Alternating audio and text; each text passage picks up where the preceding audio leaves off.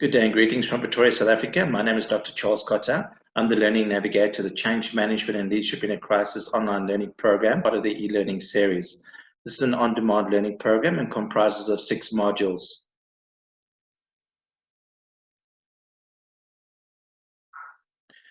Each of the registered learners will receive a SlideShare presentation per module, and then also a detailed workbook which comprises the content, but also a series of learning activities, which I'll expect you to complete at the end of each of these modules. I think this is probably the best way of continuing this engagement and also to stimulate discussion between the Learning Navigator and the registered learners.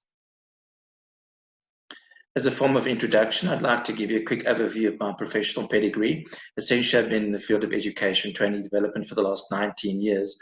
Of those 19, 15 as an independent contractor. I've been very privileged to have worked for over 140 different companies, both in the public and private sector.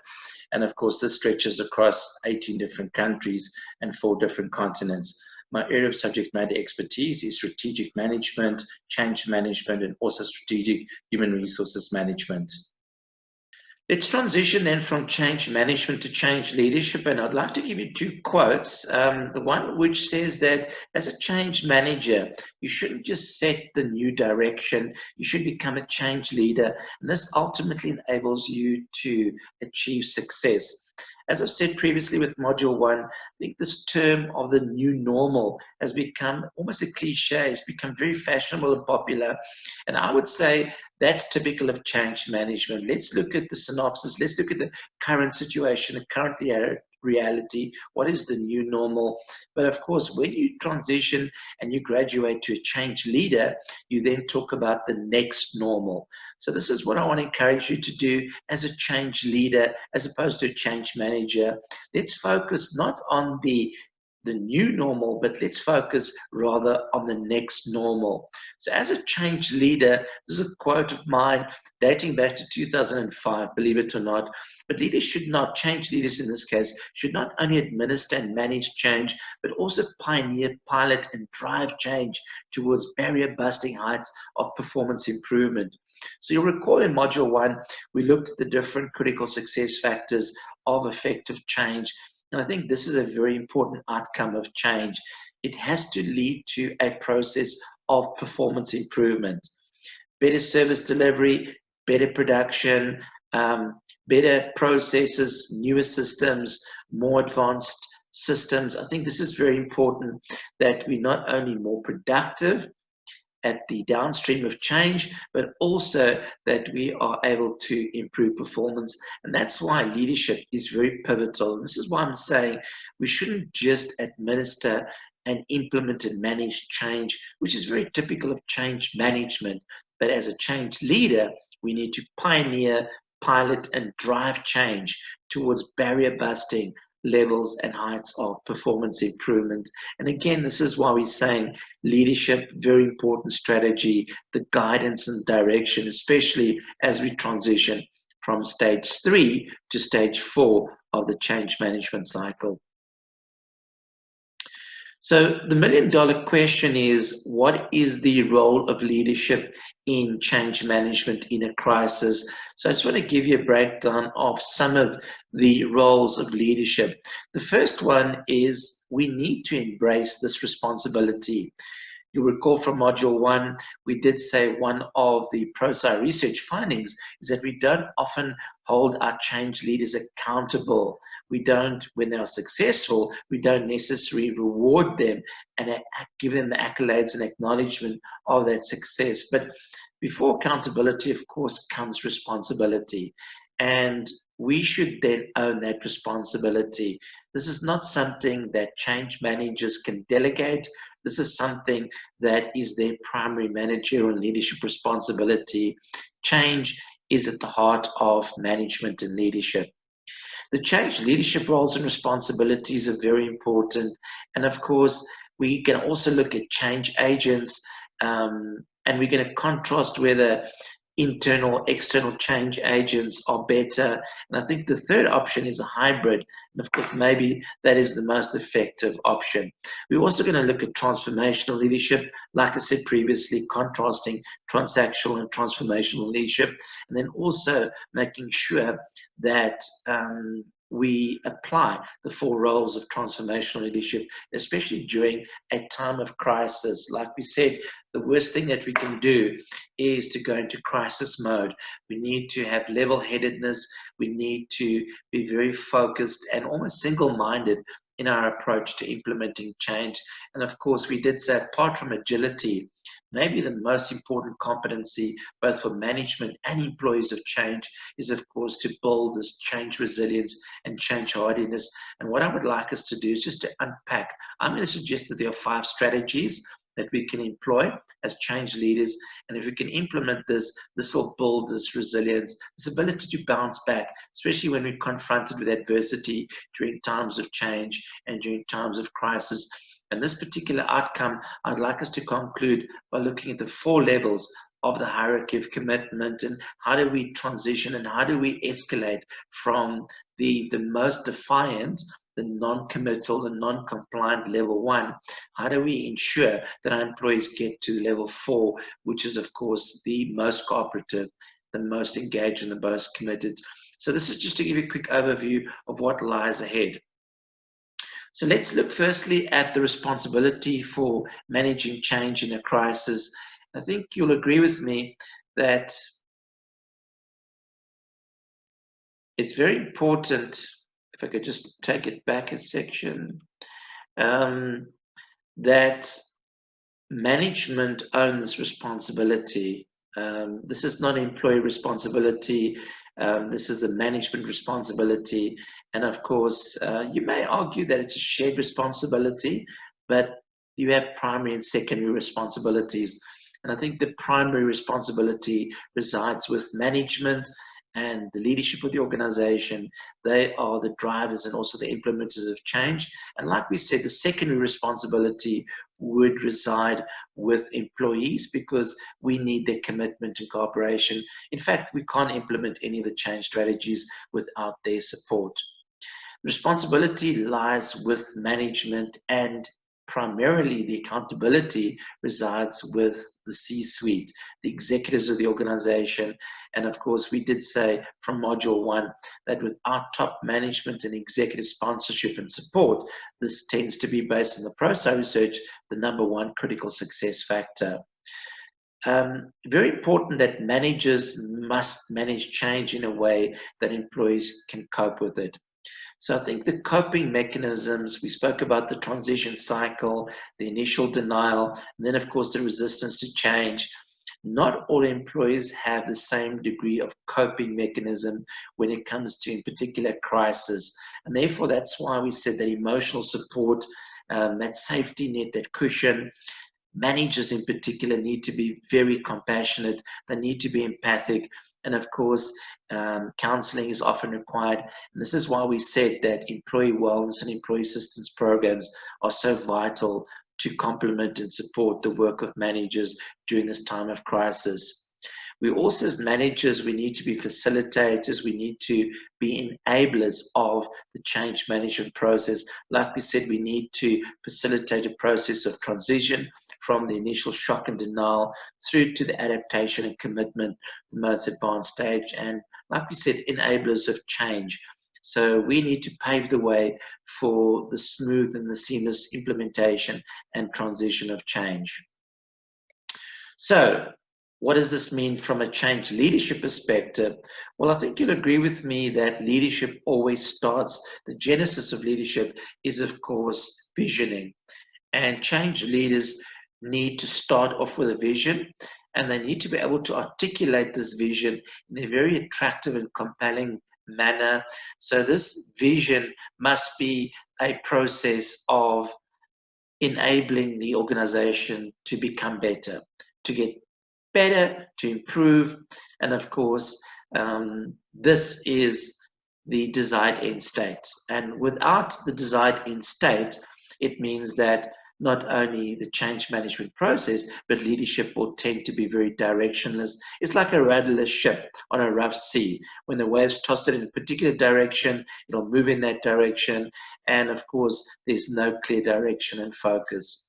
Also, very important, leaders need to have this diagnostic ability to read, to scan, and respond to the changing environment.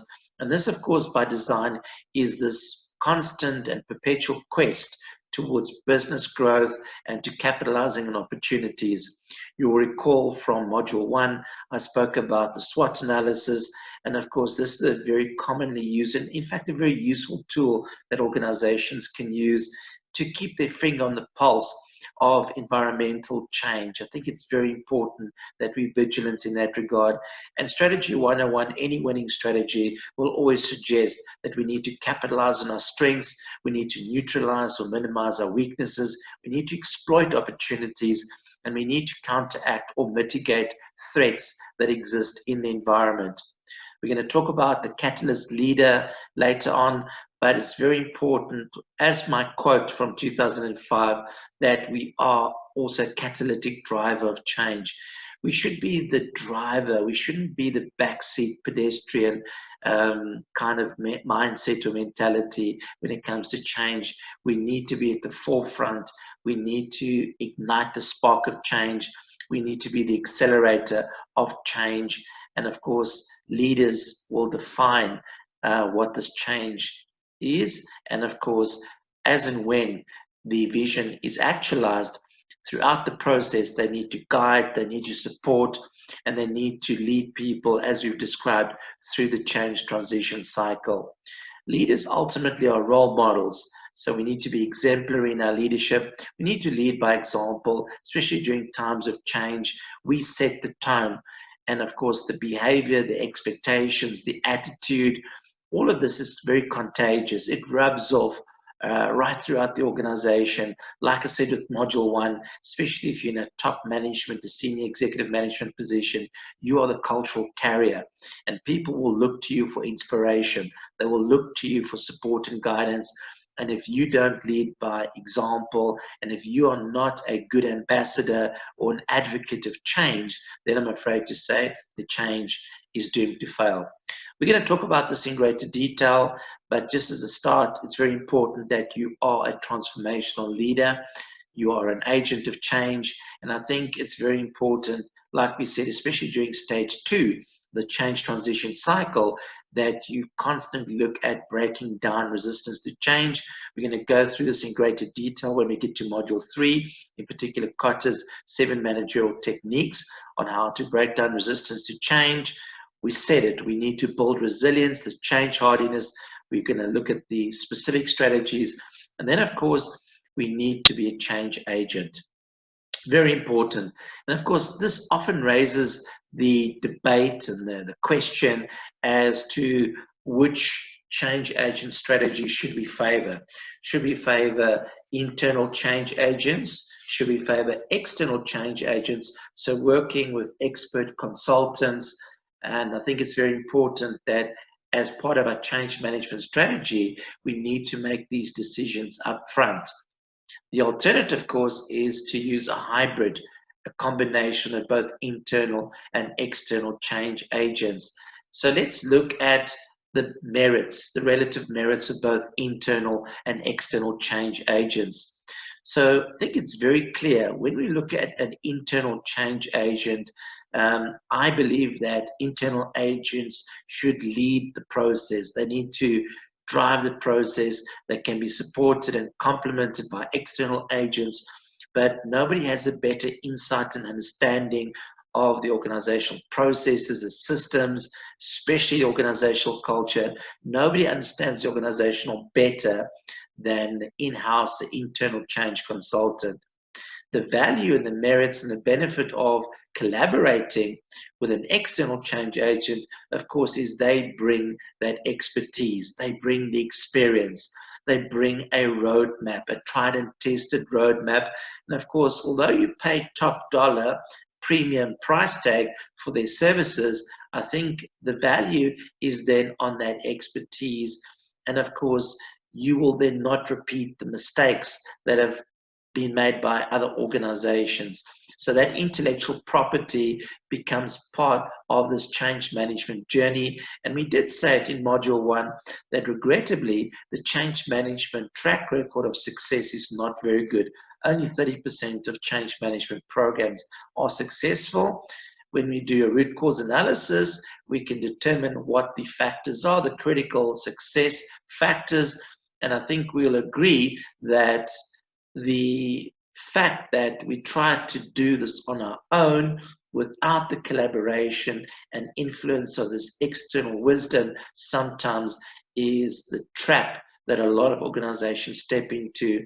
So that objectivity that external change agents provide is certainly very beneficial. And although they don't necessarily understand the organization, they can certainly guide us because they've got an outside-in perspective. They're looking at the change management process from the outside, and they're not necessarily blinded by some of the myopia that exists from within the organization. So I think my conclusion would be that a hybrid, a combination of both internal and external change consultants probably is going to yield the best change management results and ultimately success. Let's start looking at transformational leadership. I think maybe the best way to initially look at this is to contrast transactional and transformational leaders. I think it's very clear from the illustration and the image that transactional leaders we often refer to them as managers and bosses, and they kind of lead from behind. They're kind of very directive. They tend to give a lot of instructions. Whereas when you contrast that with transformational leaders, they tend to lead from the front and not necessarily from the back. Like we said previously, they tend to be role models, they tend to be exemplary, and they don't expect employees to do anything that they wouldn't be prepared to do themselves. And of course, they are then facilitators and agents of change, and they, of course, tend to be very functional and very constructive when it comes to the implementation of the change management processes. You probably need, again, a combination of both transformational leaders who tend to be visionary, who tend to have good conceptual thinking skills, good systems thinking skills. You need to blend that with a good balance of transactional change management and change leaders, because they tend to be very analytical. They tend to be very focused on the nitty-gritty, the nuts and bolts. They, like we said with Module 1, they tend to concentrate more on the hard factors of change management, whereas your transformational change leaders, they tend to focus more on the people side, the soft factors, which we said are key to successful change management outcomes. So what are the characteristics of transformational leaders? Well, there are 4 primary characteristics. And again, this is part of the learning activity that I'd like you to complete. I'd like you to do a thorough analysis of your change management cadre and look at whether they are sufficiently equipped with the 4 competencies that we talk about to enable them to play these 4 roles. So the first very important role is what we call idealized influence.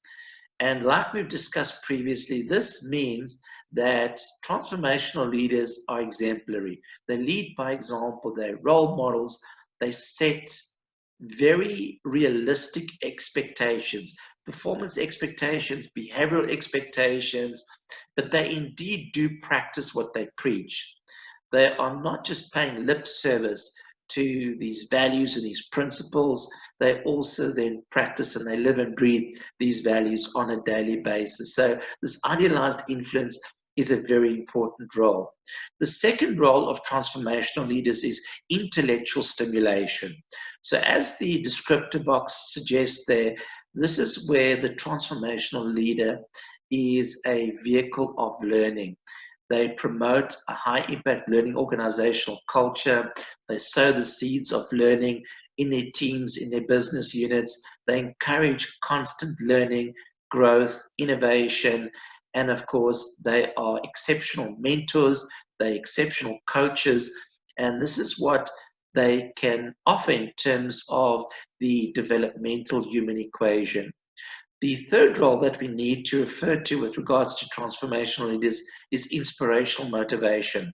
So when we look to the first role, idealized influence, they basically set the expectations, they set the tone, they set these performance expectations, and then through this inspirational motivation, they're able to motivate the employers to transcend these performance expectations, and they take it to the next level. So we often talk about the debate between best practice and best fit, but transformational leaders, unlike transactional leaders that would preach best practice, they preach next practice, and they're able to look at strategies that are best fit. So in other words, they take the best and they're able to customize it and adapt it and to make it company specific, because there's no guarantee that best practice will work equally well in all organizations. So that's the value of transformational leaders. They're able to discern and they're able to then implement best fit and, of course, go from best practice to next practice. Like I said earlier on in this video clip, not just focus on the new normal, but they are able to focus on the next normal, especially during a time of crisis. The fourth role that we need to focus on with transformational leaders is individualized consideration. And like I said, with the intellectual stimulation, with the innovation comes coaching, the empowerment. So this is not the case of just delegating and referring the learning and development need to the training department. This is where they have very much a hands-on approach to investing directly in the development of their people, the personal touch. And of course, this is very pivotal. This is very instrumental in unlocking human potential and getting the best and the most out of people. And that's, of course, very typical of transformational leaders. So transformational leaders don't just make you a better practitioner, they make you a better professional, they make you a better person. I think this is the value of transformational leadership. So let's look at the benefits. Then what's the business case for adopting and applying a transformational leadership process during a time of crisis? Well, firstly, they're able to connect the followers, because remember, transactional leader has subordinates, where a transformational leader has followers. So they're able to connect, emotionally connect the follower's sense of identity to the change management project, but also to the collective identity of the organization. So it's almost like connecting the personal value system to the organizational and ultimately the professional value system. And the greater the line of sight and the greater the emotional connect between the sense of identity, the sense of purpose, the acknowledgement and recognition that the individual is an important stakeholder in the organizational change management process, the greater the probability of success. Like we said, transformational leaders are good role models, and they also inspire the team. They keep them stimulated, not just intellectually, but also emotionally. They apply the personal touch like I've described, and they keep the team members interested in the change management process. Remember, it's a journey. There's milestones, and of course, to keep people focused on achieving these objectives throughout the change management process is very important. They also challenge the followers to take a greater sense of ownership for their work. So they instill a sense of job pride, they instill a greater work ethic, they're able then to create partners. They are then associates to the change management process, not employees, but they are associates. And of course, they become brand ambassadors for the change. Just like change leaders are the advocates of change, so the general workforce and the employees become the brand ambassadors of change. And I think if you can create that culture, that'll be very significant and meaningful towards driving change management success. Also, Transformational leaders, one of the major benefits is they understand the strengths and weaknesses of their team members so that they can align the task. So we often talk about the holy grail of talented people management, and we are going to unpack this in greater detail when we get to module 5 of this program. But just for starters, we often refer to this as person environment fit, the PE fit, or the job fit, or the task fit. And the better that we can harmonize the person's competencies and talents with the job requirements. So we often talk about the job analysis process, which is very important, which is not an HR process. It's a line management process.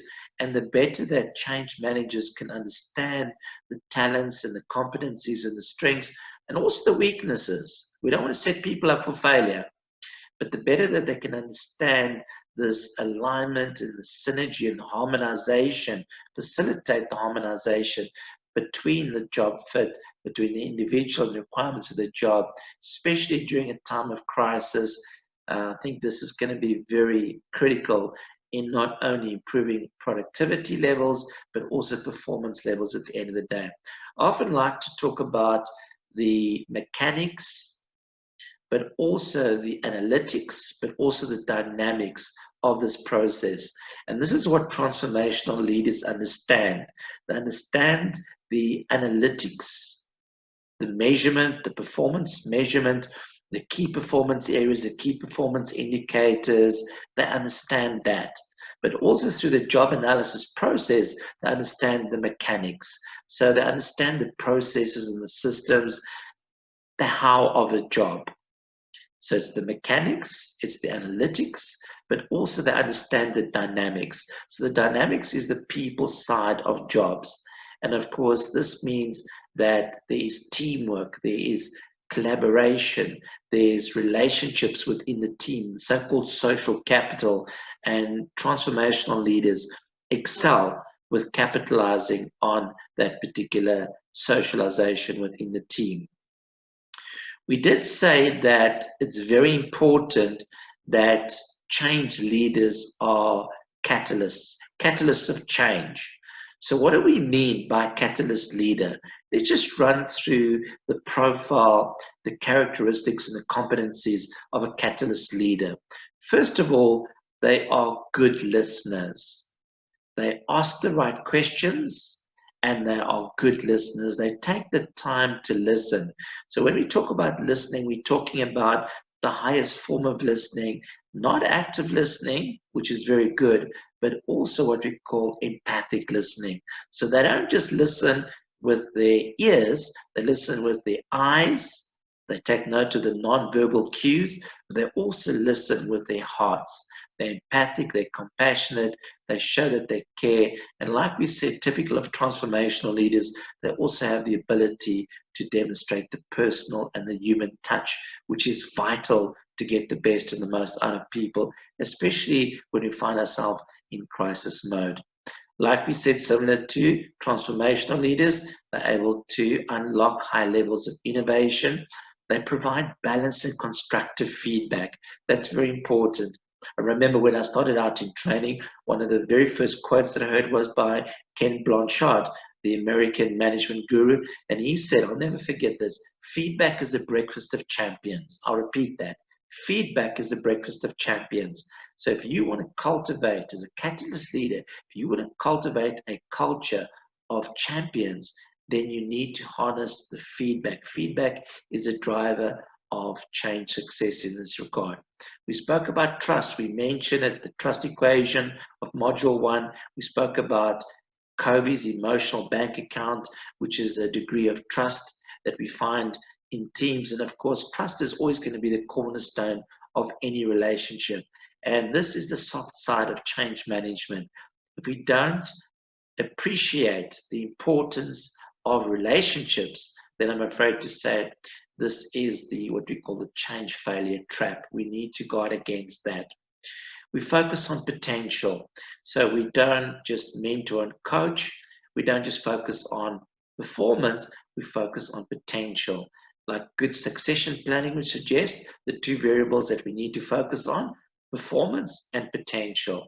And we need to have the ability to be talent spotters, talent scouts, the ability to recognize and to identify talent, and of course, then to implement those strategies to capitalize and to unlock that particular potential. Collaboration and networking. We spoke about the decentralization of organizational structures in Module 1. We're going to talk about it again in Module 5 and 6. Networked organizational structures and collaboration definitely is king or queen. I don't want to put a gender bias on it, but certainly it is very important working together. You know the acronym TEAM, together everybody achieves more. And of course, teamwork makes the dream work. And of course, collaboration is always going to be a critical success factor. They empower, they encourage development. So they have what we call a growth mindset and not a fixed mindset. They have an abundance mindset. They're willing to share, to transfer their skills, their knowledge. They invest heavily. And of course, they do tend to pay it forward. So they pay it back by paying it forward. And this, of course, means that they shine a light on the talent and the potential of their team members.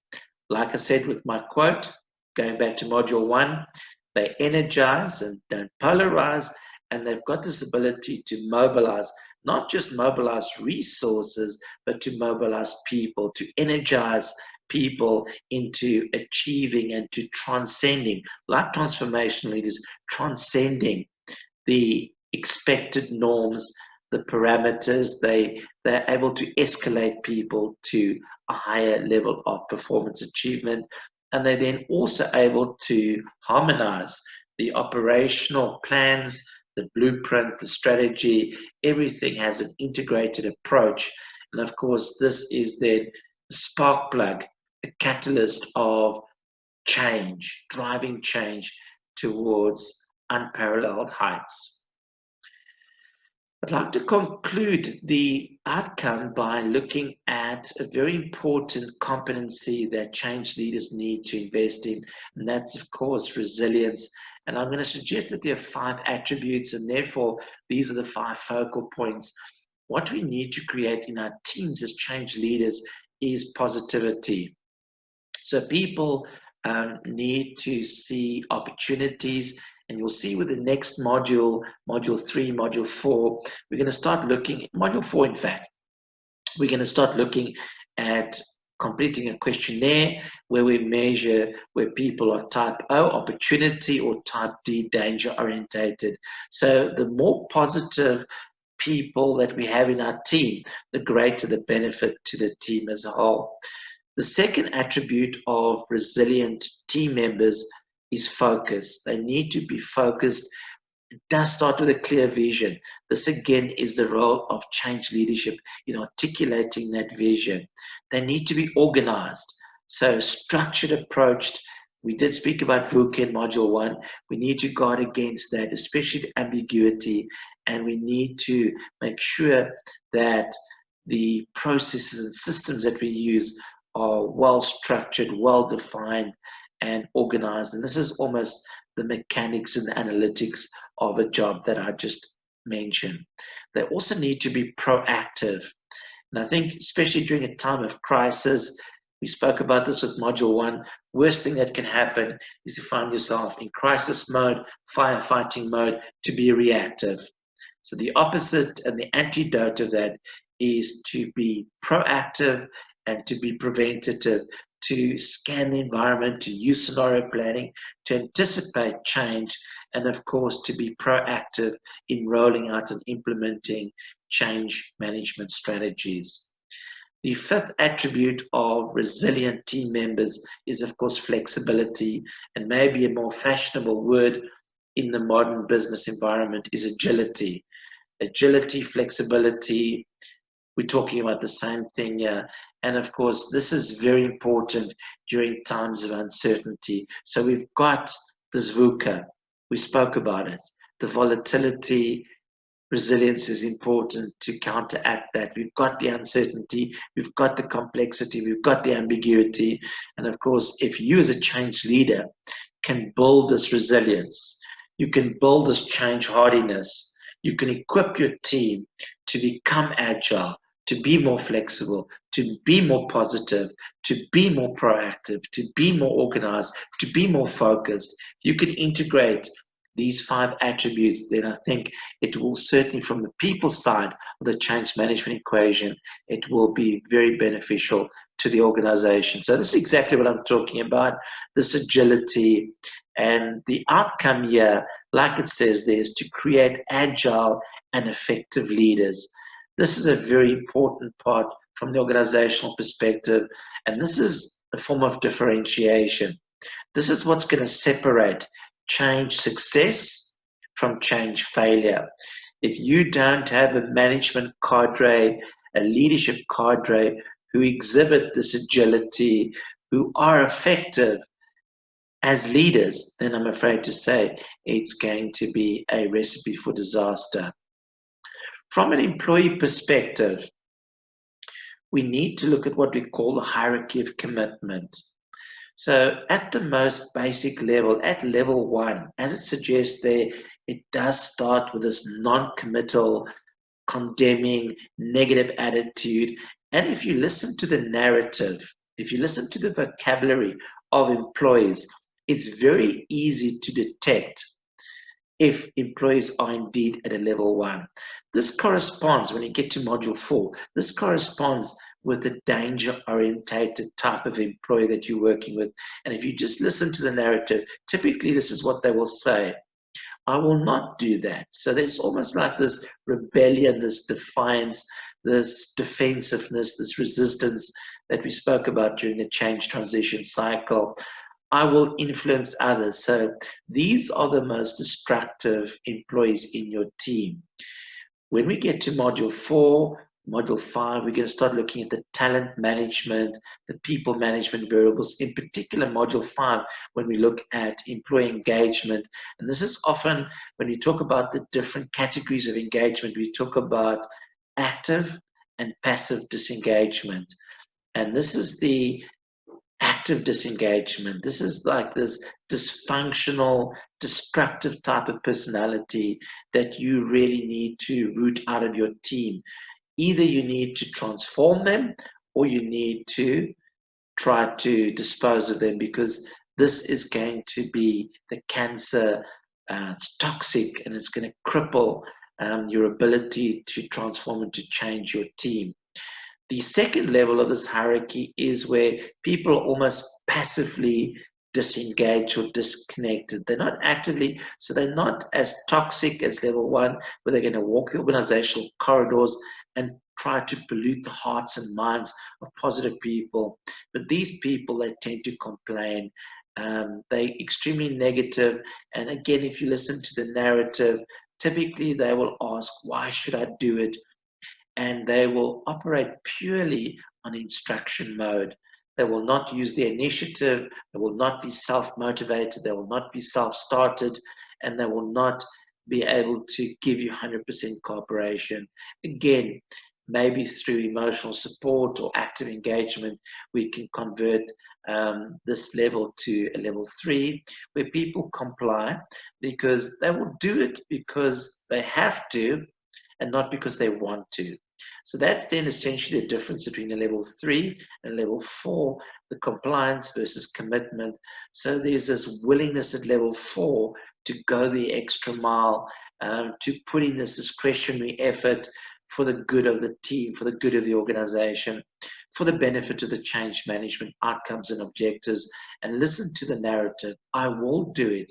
I will lead others to do it. So you're creating a leadership culture where you're converting a follower into a leader.